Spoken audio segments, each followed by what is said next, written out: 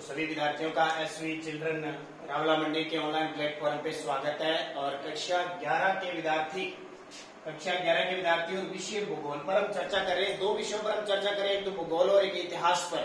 तो भूगोल का हम पहला अध्याय पूरा कर चुके हैं और इसमें हमने पढ़ा था भारत की स्थिति किस प्रकार की है। भारत की देशांतर रेखा, अक्षांश रेखा, उसका समय, किस किस के साथ सीमा लगती है, कितने राज्य हैं, कितने केंद्र शासित प्रदेश है, ये सारी बातें हमने पढ़ी थी। और आपने भी टोटल जो हमारे 28 राज्य थे उनके बारे में चर्चा कर ली और नक्शा लाके भर लिए होंगे। आपको जो विद्यार्थी अब तक नक्शा नहीं लेके हैं वो जरूर बाजार से 1 रुपए का एक नक्शा आता है, 3-4 नक्शे लें और ये राज्य सारे के सारे भरने हैं। तो आज हम इस पार्ट 3 में बात क्या करेंगे, प्रश्नोत्तरी यानी पहले पार्ट के जो प्रश्न है उनकी बात करेंगे। तो पहला प्रश्न देखो इसमें क्या है। अभ्यास प्रश्न में नीचे दिए गए 4 विकल्पों में से उत्तर का चयन करना है। कौन सा अक्षांशीय विस्तार भारत की संपूर्ण भूमि के विस्तार के संदर्भ में प्रासंगिक है। यानी पहला अवसद है भारत का अक्षांशीय विस्तार पूछ रहे, अक्षांशीय विस्तार संपूर्ण भारत, संपूर्ण भारत। ठीक है, तो ये मैं सीधा नक्शा बना देता हूं, ये नक्शा बना देता हूं इस तरह। ठीक है, ये नक्शा बन गया आपका। तो अक्षांश मैंने आपको बताए थे, अक्षांश उत्तर से दक्षिण को मिलाते हैं तो हमारा जो अक्षांश है 4 ऑप्शन दे रखे हैं, इसमें गैर नंबर उत्तर सही होगा 8 डिग्री 4 मिनट। 8 डिग्री 4 मिनट उत्तरी अक्षांश से लेकर यहां लास्ट बिंदु हमारा जम्मू कश्मीर है 37 डिग्री 6 मिनट। 37 डिग्री 6 मिनट उत्तरी अक्षांश तक फैला है। तो पहले का उत्तर हो जाएगा गैर और क्या हो जाएगा 8 डिग्री 4 मिनट उत्तरी अक्षांश से 37 डिग्री 6 मिनट उत्तरी अक्षांश। ठीक है, दूसरा क्वेश्चन देखिए, निम्नलिखित में से किस देश की भारत के साथ सबसे लंबी स्थलीय सीमा लगती है। किस देश की भारत के साथ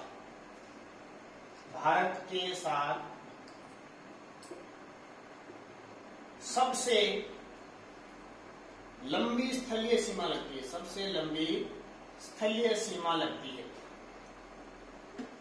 तो ये ध्यान रखना, पड़ोसी देश मैंने बताए थे चीन, नेपाल, भूटान, बांग्लादेश, म्यांमार, ये बताए थे अफगानिस्तान। तो सबसे लंबी लगती है बांग्लादेश की। किसकी? बांग्लादेश की लगती है लगभग 4096 किलोमीटर लगती है। ठीक है, सबसे ज्यादा बांग्लादेश की लगती है और फिर लगती है चीन की। तीसरा प्रश्न देखो, तीसरा प्रश्न आप में देखो क्या है, निम्न में से कौन सा देश क्षेत्रफल में भारत से बड़ा है। ऑप्शन में 4 है, क्षेत्रफल में भारत से बड़ा देश है। तो भारत से बड़ा देश देखो 4 ऑप्शन दे रखे हैं, चीन, फ्रांस, मिस्र, ईरान। तो भारत से बड़ा कौन है? चीन है। भारत से बड़ा कौन है? क्षेत्रफल में चीन है। ध्यान रखना, फ्रांस और ये सारे छोटे हैं। फिर देखो चौथा प्रश्न क्या है। चौथा प्रश्न है, निम्नलिखित यामोत्तर में से कौन सा भारत का मानक यामोत्तर है। यामोत्तर का मतलब हो जाएगा आपकी देशांतर रेखा, समय सारणी, देशांतर की समय सारणी, समय रेखा कह सकते हैं। समय रेखा, भारत का मानक समय कौन सा है? भारत का यामोत्तर, भारत का यामोत्तर यानी भारत का मानक समय कितना है? तो आपको पता है कितना हो जाएगा 82.5 डिग्री पूर्वी देशांतर। जो पिछले वीडियो में मैंने बताया था ना 82.5 डिग्री पूर्वी देशांतर। तो ये 4 उत्तर हो गए आपके। पहला अक्षांशीय विस्तार क्या है? 8 डिग्री 4 मिनट उत्तरी अक्षांश से 37 डिग्री 6 मिनट उत्तरी अक्षांश। दूसरा प्रश्न हमने देखा किस देश की भारत के साथ सबसे लंबी स्थलीय सीमा लगती है। तो ये हो गया आपका बांग्लादेश। कौन सा? बांग्लादेश। तीसरा, क्षेत्रफल में भारत से बड़ा देश कौन सा है? ऑप्शन में 4 है तो चीन हो गया।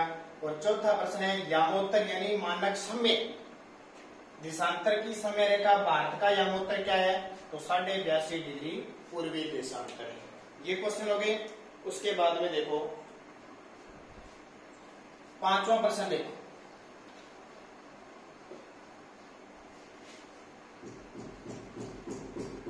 पांचवा क्वेश्चन क्या है,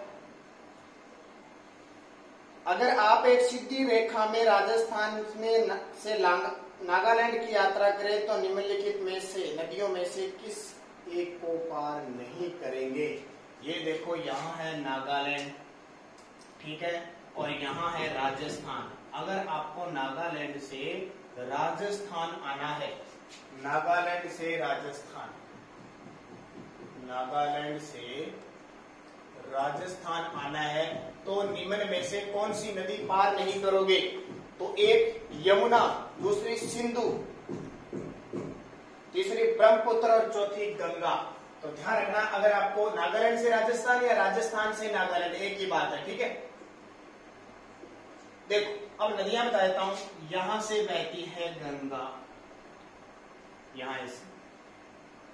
यहां बहती है यमुना, यहां बहती है ब्रह्मपुत्र और यहां बहती है सिंधु। इसका मतलब अगर हमें राजस्थान से सीधा नागालैंड जाना है तो हम सिंधु नदी को पार नहीं करेंगे, क्योंकि सिंधु नदी जम्मू कश्मीर में बहती है और पाकिस्तान में चली जाती है। गंगा, यमुना और ब्रह्मपुत्र तीनों यहाँ बहती है, तो इन तीनों को पार करके जाए। कभी जाओ राजस्थान से नागालैंड तो देख लेना आप इन नदियों को पार करोगे। छठा प्रश्न देखो, अब छठा नहीं है, अब छोटे छोटे प्रश्न है। देखो 30 शब्दों में क्वेश्चनों को लिखना है, 30 शब्दों में उत्तर देना है। तो 30 शब्दों में उत्तर देना है। पहला प्रश्न देखो, पहला प्रश्न क्या है, क्या भारत को एक से अधिक मानक समय की आवश्यकता है? यदि हाँ तो आप ऐसा क्यों सोचते हैं? देखो प्रश्न क्या है, क्या भारत को एक से अधिक मानक समय की आवश्यकता है?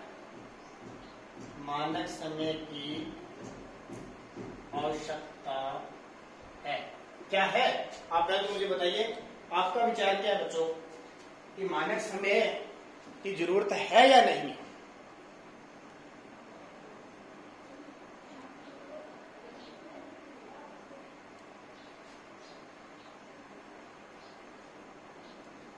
तो देखो ये भारत का नक्शा है, हमारा मानक समय कौन सा है? एक ही है ना मानक समय, कौन सा है? 82.5 डिग्री। आप कहीं भी जाओ आपको टाइम वही मिलेगा, चाहे आप तमिलनाडु जाओ चाहे नागालैंड। यहां से हमारा 82.5 डिग्री गुजरता है, 82.5 डिग्री पूर्वी देशांतर, ठीक है। अब कह रहा है क्या भारत को एक से अधिक मानक समय की आवश्यकता है? हाँ है। क्यों है? क्योंकि पूर्वी क्षेत्र भारत का अलग जुड़ा हुआ भाग है, इस कारण वहां अलग समय की जरूरत होती है,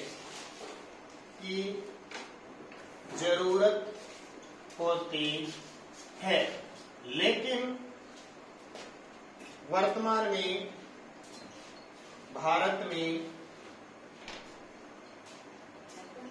82.5 डिग्री पूर्वी देशांतर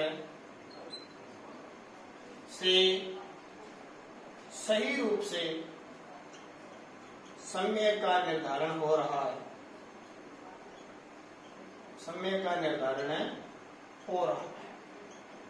ठीक है।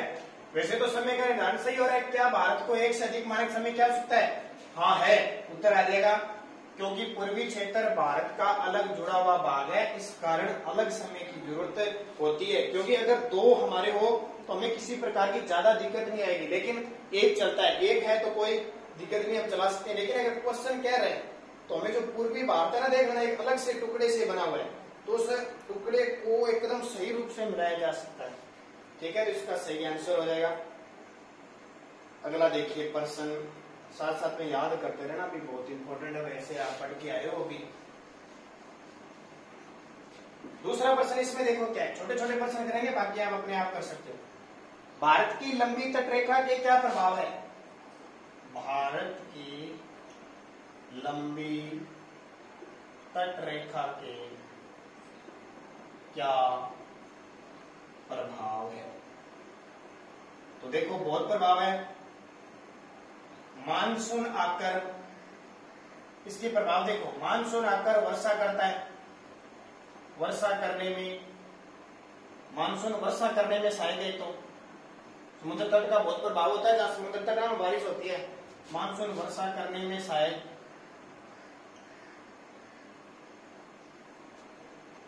जलयानों के लिए समय के स्वतंत्र बंदरगाह। देखो अगर हमारे तट नहीं होता तो हम जलयान दूर से लेके आते सामान, और वहां हमारा खर्चा होता है, जलयान हमारे तट पे आ जाते हैं। और बंदरगाहों का, जलयानों के लिए समय के स्वतंत्र बंदरगाहों का निर्माण मछुआरों के लिए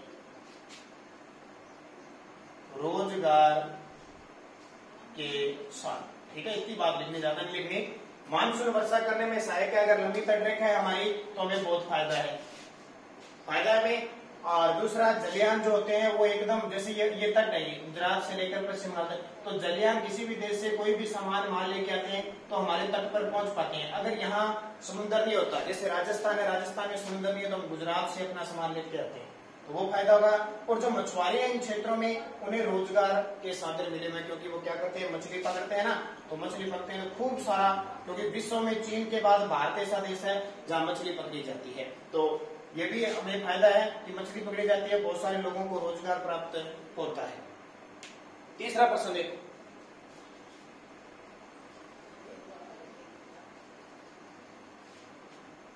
तीसरा प्रश्न, भारत का देशांतरीय फैलाव किसके लिए किस प्रकार लाभप्रद है? देशांतरीय विस्तार, भारत का देशांतरीय फैलाव, ठीक है, किस प्रकार लाभप्रद है? तो लाभप्रद है, आपको पता है किस प्रकार लाभप्रद है। तो इससे समय की गणना होती है, तथा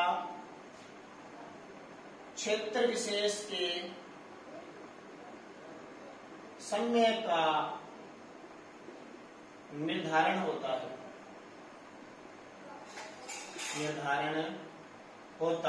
ठीक है। इससे समय की गणना होती है तथा क्षेत्र विशेष समय का निर्धारण होता है, और किसी भी प्रकार की विषय वस्तु का